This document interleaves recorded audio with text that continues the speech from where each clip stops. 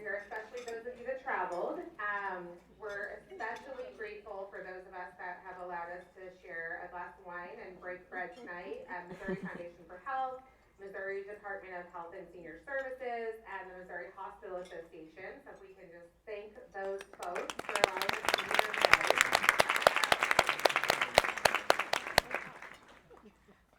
I know not everyone that's joining us was able to travel tonight, so I'm going to leave the full opening remarks to our supporters from Missouri Foundation for Health tomorrow morning. But for those of you that I don't know, I'm Reggie Rideout. I have the pleasure of working as a consultant on this project, and I welcome all of you tonight on behalf of those three partners who have sponsored our event. I do want to quickly mention a couple of housekeeping notes, though, that may not be able to wait until tomorrow. For those of you that may need a pumping or breast or chest feeding room, we do have access to that throughout tonight and tomorrow. We have multiple keys at the registration desk, so just stop by and ask us for that. We have a sleeping room that you can use. If you have not been able to access the Wi-Fi, you're going to want to go to the DoubleTree meeting network, and the access code is 1974. So get out your phone or write on your hand, or that's what my teenagers would do, whatever's quick, 1974. And if you have not downloaded the app, for those that may not be tech savvy, it may be annoying. We do have some paper agendas at the registration table, but I promise you the app is worth downloading. So it is Event MoBI, M-O-B-I, Event MoBI, M-O-B-I. It will allow you to access the agenda that we're updating in real time, so you will have the most up-to-date information, but it also allows you to message anyone that's here tonight. So if you see somebody across the room and you're like, oh, I really would have loved to have gone to that presentation, but I couldn't, you can find all of your friends and partners and colleagues on there as well. And finally, if you are social media savvy and you're a tweeter or a poster, we would love for you to share the events tonight and tomorrow using this hashtag up here, MoMMAsandBabies22. So, thank you again for being here tonight. Without further ado, I do want to move us on to our program for the evening.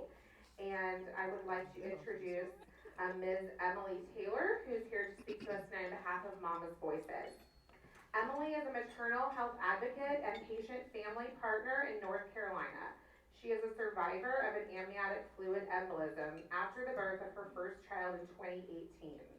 She was in the nonprofit gastrointestinal and patient engagement space for 6 years before joining Mama's Voices in 2022.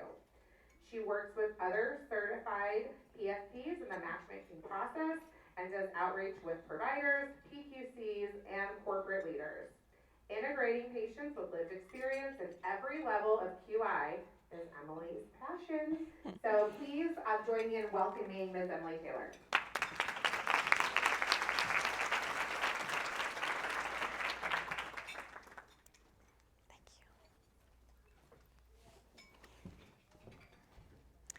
Thank you for that very generous introduction, and I'm so excited to be here. I'll just be completely honest. I've done this presentation many times in front of a computer screen. So if you see me do anything weird, it's because I don't, I'm usually looking at people's with their cameras turned off. So if I do anything weird, it's just because I don't know how to function in front of people again. And I'm also, a little ADD, so I'm going to walk around a little bit and talk at you. So if I do anything weird, please be patient. Again, thank you so much for letting Mama's Voices be here today. I'm going to talk a little bit about the organization. I'm going to talk about how to integrate patients in your different organizations, no matter where you are at in that process. If you're in the very beginning stages, if you've been doing it a while, just some tips and some things to think about for the future. I'm not going to go over all this again because she already did a wonderful job with that. I also, like she said, I'm also here on behalf of the AFE Foundation. I'm not going to speak a lot about that, but if anybody wants to connect about that organization afterwards, I'm happy to do that. So Mama's Voices stands for the Maternal and Morbidity Advocates. Our objective is to amplify patient and family voices, especially those who have been historically marginalized, ensuring they are equipped and activated as partners to improve maternal health outcomes. Mama's Voices are engaged as partners wherever maternal health improvements are needed. That statement is very open-ended, as I'm aware. We're hoping to grow with the needs of the community, so that's kind of why we leave that open-ended. A couple of objectives today. Obviously, I want to be here to share some of our many resources, but outside of Mama's Voices, I want you to think about the importance of engaging people with lived experience, identify some tips and tricks and strategies for recruiting these patients and finding out how to utilize them and work with them in a respectful manner. Just a warning, in the next couple of slides, I'm going to talk a little bit about personal story, and some of these can be a little bit triggering. Definitely the goal of here is not to talk about me, but I think it just kind of grounds us on why we're here and a little bit about my background. So this is our first family picture. This is me wake up in the hospital after 4 days of being on ECMO. I had a very easy first pregnancy. I specifically remember one of my OBs saying that I had the shortest chart that he's ever seen because I had no prior medical difficulties. I did wind up getting induced at 37 weeks just because my blood pressure went skyrocketed out of nowhere. Tested negative for preeclampsia, but since I was considered full term, we went ahead and induced. And I had people ask me, did you know it was coming?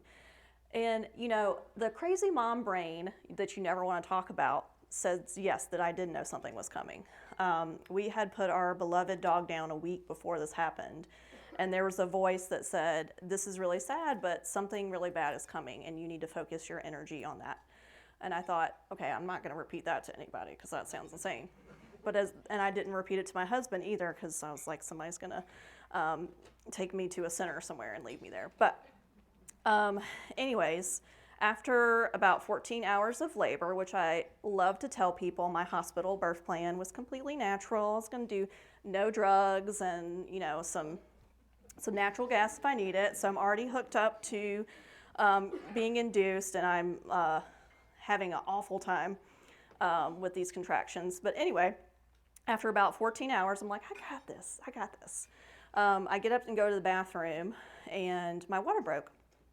And at the time, which we didn't know it, is I was having an amniotic fluid embolism, which means I was having an anaphylactic type reaction to my amniotic fluid.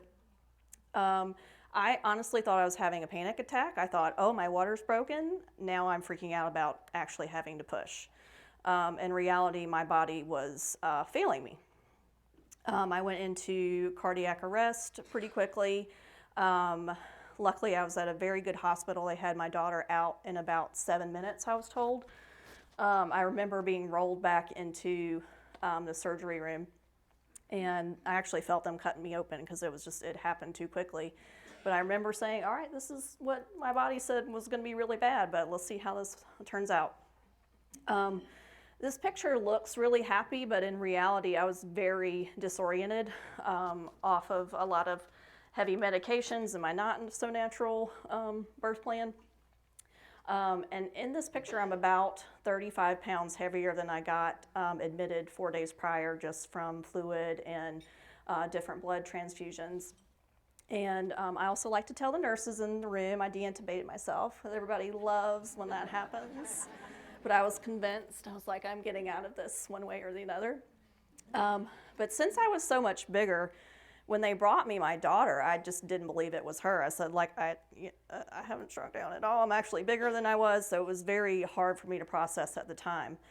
But the positive is I had amazing care from healthcare providers. I believe I delivered at one of the top 3 hospitals in North Carolina, so I had really top care. I did develop some complications, but compared to a lot of women that experience an amniotic fluid embolism, for me and my daughter to come out somewhat unscathed is pretty impressive. This is my daughter's first picture. She had a rough go of it as well. This first car ride in an ambulance. She got down to a pretty low weight, and they thought they were going to have to do cooling therapy just because we're not sure how long she went without oxygen. Luckily, they didn't have to do that. I dealt with major mom guilt. Just seeing her in the NICU, I wasn't even allowed to hold her. I was limited to 5 pounds. I had started pumping in the hospital thinking I was going to breastfeed, and then my cardiologist came in and said, if you want to make it to raise your daughter, I recommend not doing that. So again, I just, all the things that I had planned did not happen. I went through major mom guilt and PTSD, depression, and anxiety. All the time, everyone else telling me, oh, aren't you lucky to be alive? It took me a long time before I got therapy that I could realize that, hey, I'm grateful to be alive, and also I'm pretty ticked off that this happened to me in the first place. So a couple years later is when I got involved with Mama's Voices, actually before I started working with them. And the training was so helpful to understand these experiences and other things that women go through. We deserve to have the birth plan that we want and the birth experience that we want, especially for mothers that, they don't get to have their babies or mothers that don't make it. Things down to if you want to have a home birth, everybody should have the option that they want. But one of the lines that I really like to say is, if you want to work with patients, you have to start with patients. They are, at the end of the day, the end consumer. So it feels natural to me to include the patients of every level of QI work that you can. And I'm going to go to a video really quickly. I promise we'll get into happy stuff after this. But, as you can see, I am a white woman. I'm very privileged. Again, I delivered at a very good hospital. The fact that I made it has a lot to do with the color of my skin and where I'm located.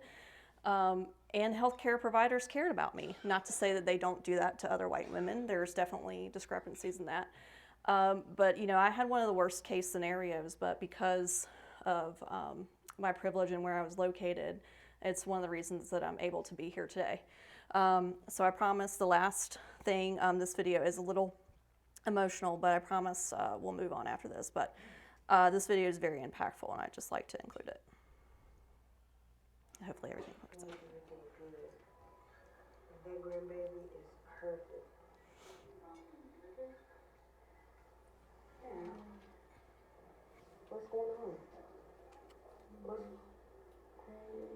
What's wrong? You can leave the carry on her, please, for me. Tanisha? Let's get a second ID started. Just keep breathing, okay, honey? Tanisha, get the ambulance bag. I'm gonna start compressions. Hey, you almost there. How you doing, baby? This baby is coming. I don't like twins or triplets. So you got a bunch of kids like that? No, not a bunch, but, Hey, look, nurse.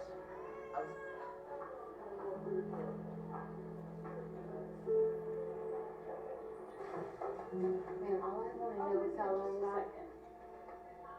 What's wrong with you? Oh, I knew it. Oh, my goodness. Oh, I'm going to be a grandma. Tanisha. Is that like Peruvian? Sure. Her name not right. Finish.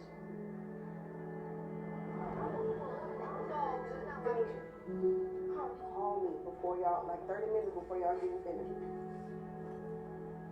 I really don't know.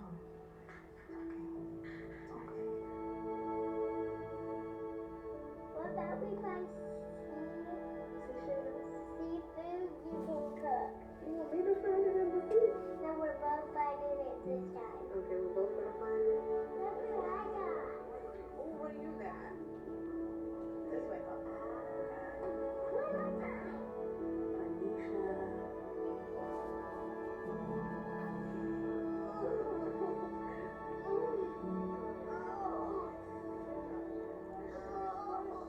An American mother in 1990 had a better chance of surviving childbirth than her own daughter does today.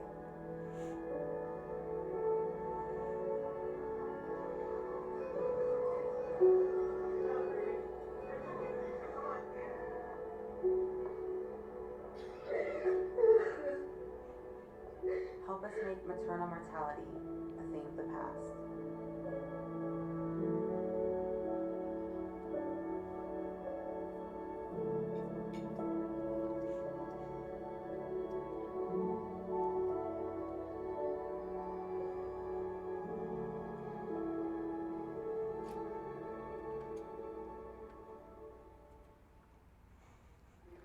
Kanisha, you did good. Sorry, that never gets easier watching that. And that grandbaby is perfect. Kanisha, you did good. Hopefully I can figure out how to get away from it. Okay. Okay, I promise that's as worse as it's gonna get tonight. So I'm gonna give you a little homework. I would love for you guys to scan this QR code. Hopefully it works. Again, this is in Zoom. It's something that I copy and pasted in the chat. So fingers crossed that it works. This is going to take you to our lived experience integration scorecard. This is something we use in our community of learning. It's a survey to kind of test to see where you're at in patient integration. It's not meant to judge. It's to give you some ideas of what you've been doing, what you can do. And as some motivation to fill it out, there will be a drawing for a free course to our provider training. So you get something out of doing it. I do believe you have to answer yes or no for each question in order to get a score. And keep in mind, if you haven't done one of those things, or you're about 50% through with doing one of those things, just select no for the purposes of the survey. Give you just a minute to do that.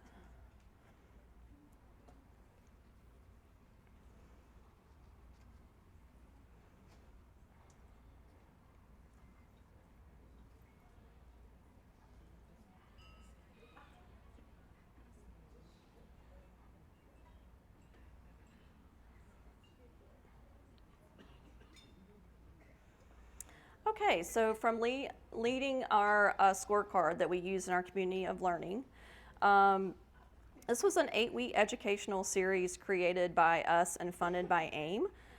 The program ran for about 5 months, and we served 3 different cohorts in 23 states and different types of healthcare entities. Some of the topics we covered were best practices and patient engagement, philosophy, how to create a positive and healthy patient engagement culture. How are you positioned to create a patient engagement culture? Do you need to start from scratch? Are you already doing some things? We discussed how to onboard these patients. It's one thing to say that you need to do it, and another thing of how to get it going. We talked about some examples of funding and compensation. And we also worked with them on developing a 90-day action plan.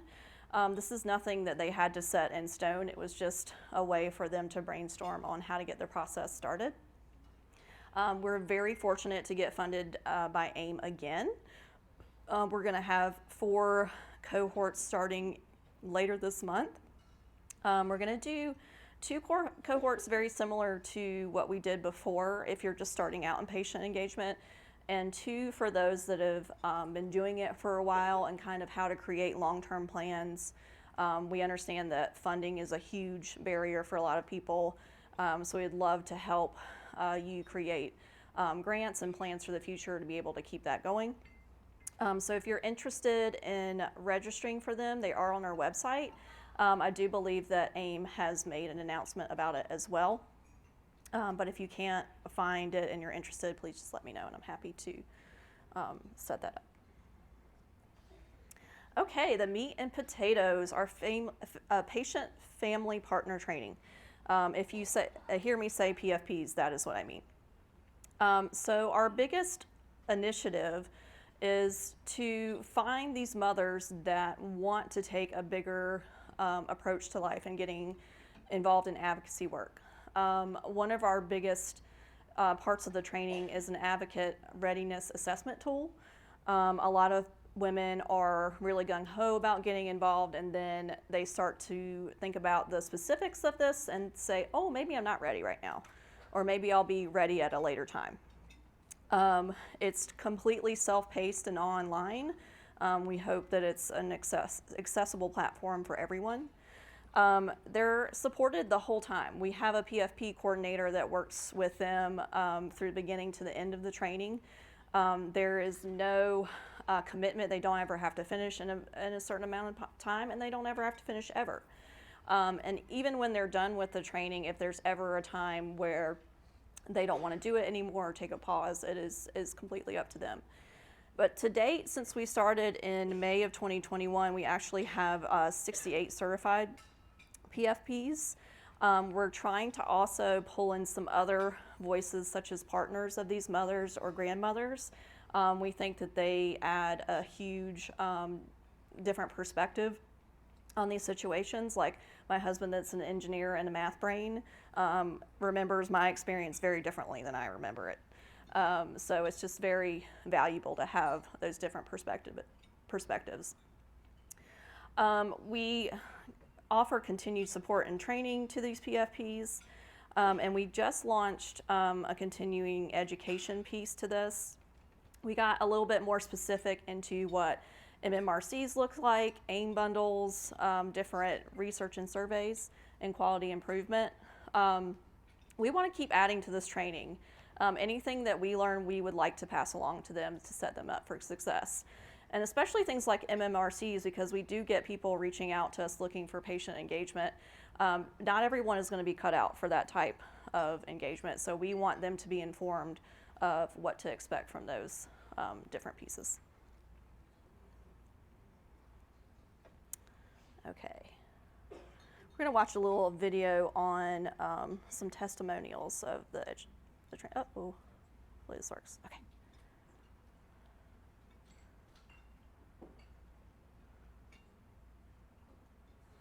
Oh, I don't think we have sound on this one. Oh, yeah, we do. Okay. Oh, I don't know what's. I'm sorry, it opened in a separate window, so I don't know that it's going to play. It's not going to play, that's okay.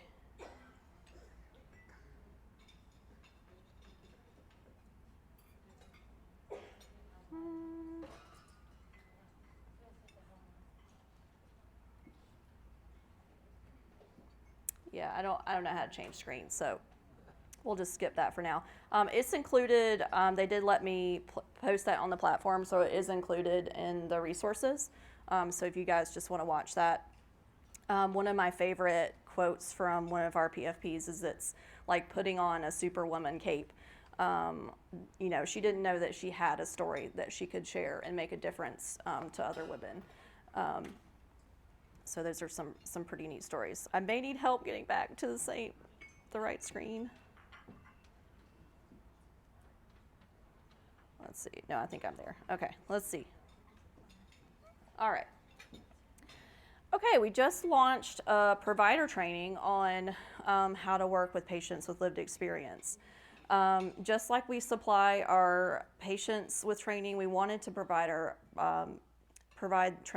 healthcare providers with the same sort of training. It's a framework designed to help organizations integrate patient perspectives into maternal healthcare practices and quality improvement initiatives. It's about 2 hours in length. It is also all online and self-paced. In addition to the community of learning items, which we also include, we talk about the patient perspective. We get a little bit more detailed into onboarding and recruitment, discussed importance of a state liaison role, and break down the PFP training and our matchmaking process. A really cool section of that also is addressing provider trauma, because I know that there's many healthcare providers that have gone through traumatic experiences taking care of their patients. I'm sure my OB did not plan on hopping on my bed and, you know, give me chest compressions. It's not really what you sign up for when you deliver babies. So it's one of those things that we do want to address. We want everybody to succeed on both sides. Okay. And that's what somebody will get a free pass to. So we would love to hear your feedback on that. Okay, so these are just a couple of different roles that patients can play in an organization. You know, the first one, of course, is sharing a personal story. They can help identify confusing or missing pieces from a patient family perspective. Was your hospital easy to navigate? Could I find everything that I needed to? How was my discharge? Was that confusing? Do I know what I'm supposed to do when I get home? Pieces like that can be really helpful to moms and families in the future. They can participate in data gathering and also discuss the findings from that. So you pulled all this data, but what does it tell you? Your patients can help you give a perspective on that. And of course, focus groups and surveys and consulting work. They can assist in developing action plans, contribute to the design and content of materials. We did have a hospital reach out to us that they wanted feedback on signs and brochures in their hospital. Was it inclusive? Was it easy to read? Was it helpful to have? All those different sorts of things. Provide objective feedback from the family perspective, and even assist with piloting and testing new materials and processes. They can also do. Just one of the few many things that they can do. Okay, so if you are working with Mama's Voices to find a PFP, here are just a couple of tips.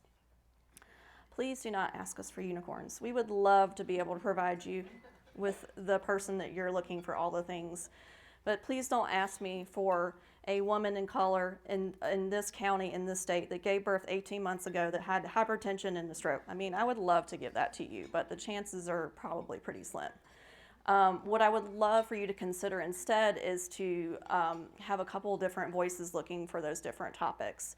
Someone in that county, someone that is a woman of color, someone that had that specific condition that you're looking for. Please consider offering some sort of compensation. We preach to them that they are experts in their experience and they deserve to be treated as such. Just as you would invite someone to speak, they also deserve to be compensated.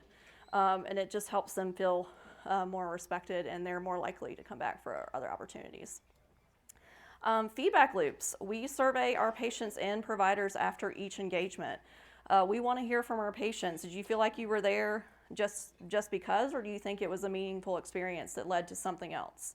And also to our providers, do you think we match made you with someone that was a good fit? How was your experience in the engagement? All those details are really important. And I urge you to, even if you don't use us, to please ask your patients how their experience was. The more details you can give us, the better the chance they have to succeed. We do prep calls before every engagement. It's helpful to know who they're speaking in front of, different topics that you want them to address. The more information you can give to us, the more successful that they can be. And the last topic that no one likes to talk about is tokenism. Is this patient that you're looking for actually someone in your community and demographic that you're looking for, or do you have ulterior motives? Is something to consider. A lot of questions we get asked is, where do we find these moms? And my answer would be, where's the community that you're looking for? Just a couple examples are some local churches and mom groups. There's a ton of online support groups, especially for different conditions out there. Daycares, rehabilitation centers for people that are looking with moms for SUD. With SUD is a great place to start the search. And fellow physicians or doulas or midwives. I love the midwives and doulas. They are a great resource if you're looking to find a patient to get engaged. We kind of already talked about why we should compensate, but also one of those pieces for compensation, a lot of these moms have other jobs. They have children that they're finding daycare for or babysitting for. There's prep time involved. If they're with us, they're hopping on calls beforehand to plan. They're planning this call, and then we also like to tell them to take some self-care time after these things, because a lot of times they have to go right back into work, and we try to tell them to be aware of that. Some sort of compensation can be hindering to some people. If they hit a certain level, they're getting taxed too much, and it's not worth it. I promise you, being very transparent with that conversation is really helpful. Kind of gone with the dodo bird. Please don't give people gas cards or restaurant gift cards. Please don't do that. If you want to do a meal, do something like a DoorDash or an Uber Eats, or just a Visa gift card is great, so they can use that money on something that they want to. If you can't compensate, do they have young children that you can buy diapers or formula for? Find some other methods that could be useful to them. And then, of course, all the time we get asked how much to pay them. Just from examples that we've been getting, I would say $2.50 an hour is becoming the low end of the standard. If you're not able to do that, consider around $100 an hour. Make work for whatever you can make work. And then think of that number as something that you could use in future budgeting. Okay, so I don't know what happened to that font. It just disappeared on me. Okay, so some things that healthcare providers should take into consideration. The level of the trauma that the patient has been through. Just like we talked about before, I'm a very privileged individual. I received very good care from healthcare professionals.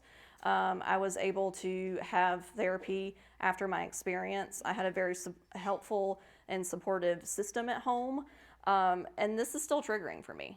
So imagine a woman that does not have that help in place, where they were mistreated by healthcare providers. They didn't have all the tools that I have today, and now they have to come and speak in front of a crowd of people. It can be a very scary place. So just keep that in mind when you're working with these patients. They need meaningful work. They really don't want to just show up and not understand why they're there.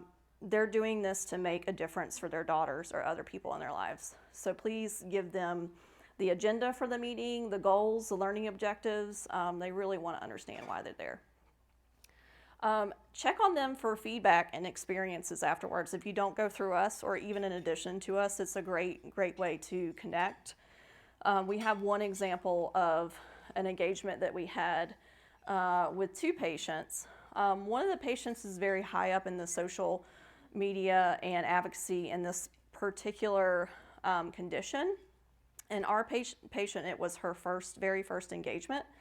And after it was done, the provider actually called me and said, this person really didn't talk a lot, and I'm concerned that she was not comfortable, which I thought was wonderful, because instead of her coming to me and saying, hey, this person didn't talk or offer anything to our experience, she switched the narrative of what did we do to make her uncomfortable. And so we called her and she said, oh, I thought I did a good job. I'm just really shy. So this provider actually talked to her one-on-one, did the whole call over again, and was able to get her to open up and tell her so much more from her perspective, just meeting one-on-one. So that's one of the things to consider. If you don't get a lot of response from them, consider asking them if it was just not a comfortable environment for them. And I think I already addressed the last one. And hopefully I didn't talk too fast. I feel like I talked a mile a minute. But if you guys have any questions, I'm happy to answer them. I'll also be here tomorrow if anybody wants to talk one-on-one. Before we start the Q&A, like I said, somebody will win that provider training. Would love to hear your feedback on that. That's going to be an ever changing tool. And please feel free to get in touch with me with any of these resources.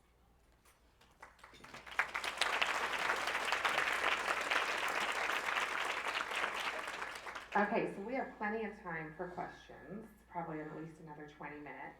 I think I'm feedbacking with you. Oh, sorry. So I would be happy to come to you if you have a comment or a question, and I'll just ask that since our charge is to be building a network and community here, if you don't mind standing up and just sharing your name and either your organization or connection to this work when you ask your question, that would be awesome.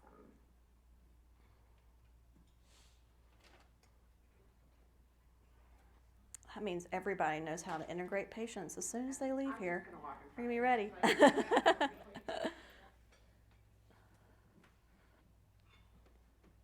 Emily, thank you so much for a great presentation.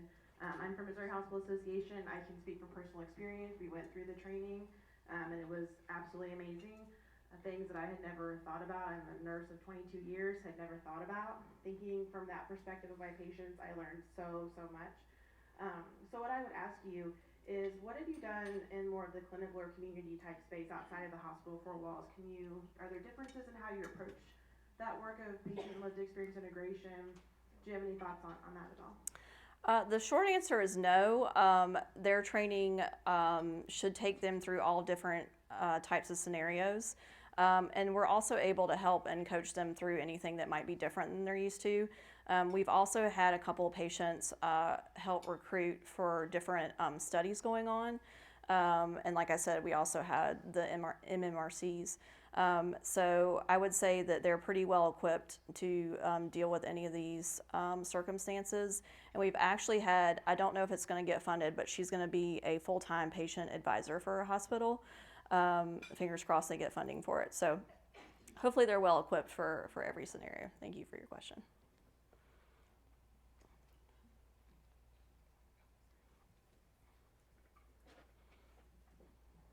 Hi, Emily. Thanks again for the presentation. Kathleen Holmes with the Missouri Foundation for Health. I'm just interested in sort of the the beginnings of the organization, when it got started, how it got started, and then particularly what has been learned over whatever period of time that is. Thank you. Yeah, I should have given a little bit of a history. Mama's Voices is a subset of the Preeclampsia Foundation. That is not the only patients that we have for sure, but there was really that need for patient advocacy work. And we realized that we didn't want the Preeclampsia Foundation to be the only, they already have a great patient advisory team, and we know that we wanted to extend it. So in 2018, they started that process, and I believe at the time we were the only patient advocacy organization that did training. I would say what we have learned, there is ability to grow everywhere. It is just how fast and is it for the right reason. I think a lot of people are recognizing the need for it.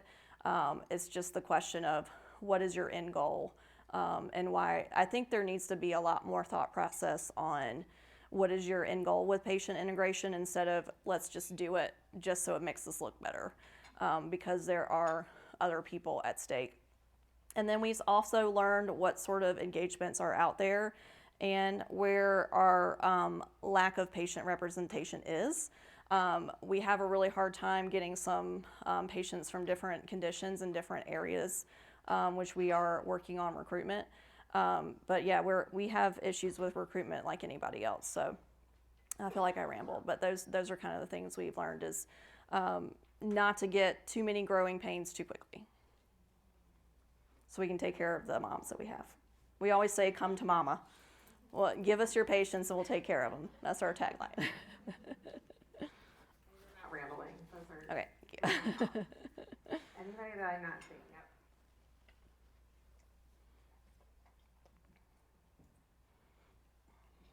I'm Rochelle Bennett with Real Babies and Families. You mentioned the compensation, $250 an hour. Is that just for them presenting, or is there like a reasonable amount that's given for the planning and training and everything that you give them as well? That's a great question. So a lot of these opportunities are usually around an hour and a half call. Sometimes they'll be asked to speak for 30 minutes and there's a Q&A at the end of the session. We want to include the whole time that they're supposed to be on the call and also prep time. So if you're having a call ahead with the organizers, keep that in mind, especially if you're asking them to make slides or if they're going to be recorded and their materials are going to be used in another platform. So that's a great question. I would try to include all the time that you think that it took, especially if it's an in-person event and they have travel as well. Those are definitely pieces to consider. And like I said, pay what you can. Try to build in your budget later for if you can't include that much compensation in the beginning, but consider the time that they need.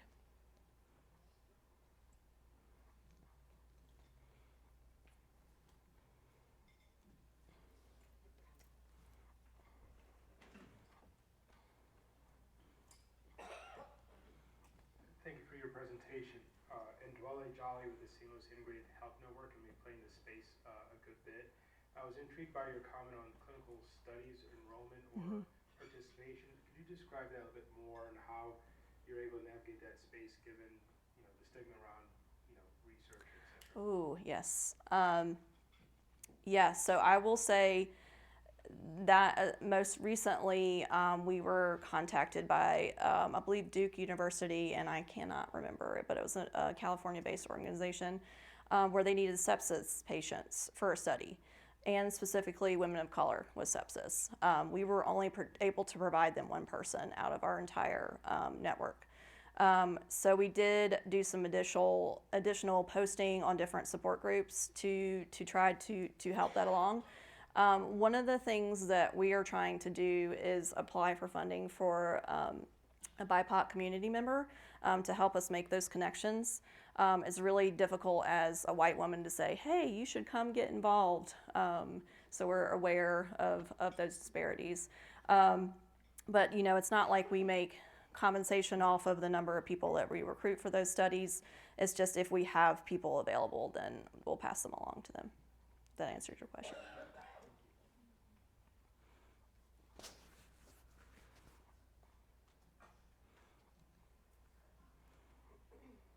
My name is Amanda Rhodes. I'm with It Takes a Village in the Boot Heel, and I'm curious, is there a way that you get any feedback from the communities, like if they've had these interactions, and are there actually improvements made? Like, are the healthcare providers actually receptive to this and implementing changes in their behavior or their practice?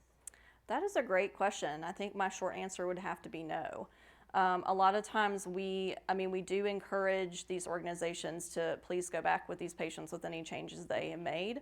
That should definitely be something on our list to follow up to see where a lot of people are still in beginning stages that we work with. But with our community of learning, we did do 90-day plan interviews. And so we were kind of able to talk about the progress that we've made, but I would say with a lot of the projects that we are not sure with where it ended up, and that's a great point. I think the patients would really like to know with where that ended up, so thank you for that.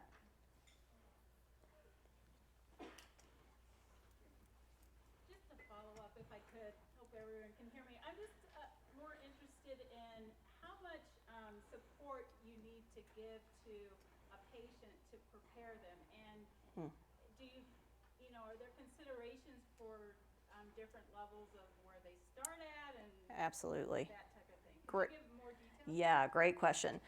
So we would love to say that the training provides them everything that they need, but of course that's not reality. When we're doing these matchmaking process, there are some individuals we know, considering the environment, they're going to go give a talk in front of 100 healthcare providers. A lot of our new people are not going to be ready to do that. We like to create a lot of in-house opportunities for our community of learning. We have 4 faculty on each of those cohorts, so it gives them a great way to start in that field. And some people have been doing this already, like with the Preeclampsia Foundation, that they're ready to take those bigger steps. So one, like I talked about earlier, where she was really shy and intimidated, that was her first engagement, and she was able to do, she is going to be able to do one of our community learnings, and she has made some engagements past that time that she was more prepared for. So that's a great question. The bigger the engagement, we really take into account how many opportunities they've had. We don't want to frighten them off their first time. And they have at the end of each engagement, they have a call with one of us, and if we can be involved in the prep process, we usually are. One of the biggest, this brings up a great point, the paperwork. I understand that you need the paperwork. A lot of this paperwork can be really limiting and intimidating to these patients. So that is a big piece that I help with as well, because that can be really intimidating. But that's a great question. Yeah, it's like, that's why we call it a matchmaking process. Just because we have the person doesn't mean that we have turned people down just because we don't think we have people ready for that certain engagement, if that makes sense. We try to support them as much. We can't shield them from everything, but we try to set them up successfully.